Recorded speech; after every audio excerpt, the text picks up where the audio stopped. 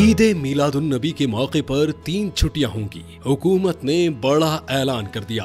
आइंदा माह पूरी दुनिया में नबी आखिरुज़्ज़मान सल्लल्लाहु अलैहि वसल्लम की विलादत बासादत का जश्न मिलादुन नबी बड़े जोशो खरोश से मनाया जाएगा। इस खुशी के मौके पर कुवैत में 3 रोजा सरकारी तातीलात का ऐलान किया गया है। कुवैत की हुकूमत ने जुमेरात 4 सितंबर को नबी सल्लल्लाहु अलैहि वसल्लम की विलादत के जश्न के सिलसिले में सरकारी तौर पर आम तातील का ऐलान किया है। काबीना इजलास के बाद जारी बयान में कहा गया कि तमाम वजारतें और सरकारी इदारे जुमेरात को बंद रहेंगे। अलावा अज़ीम जुमा और हफ्तावार तातीलात होने के बाइस दफातर इतवार 7 सितंबर को दोबारा खुलेंगे। बयान में मजीद कहा गया कि जरूरी खिदमात फराहम करने वाले इदारे अपनी सहूलत के मुताबिक तातील का फैसला करेंगे।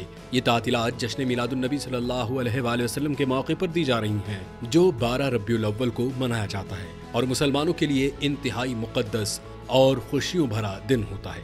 ये मौका उम्मत मुस्लिमा के लिए अकीदत और मोहब्बत का इजहार है।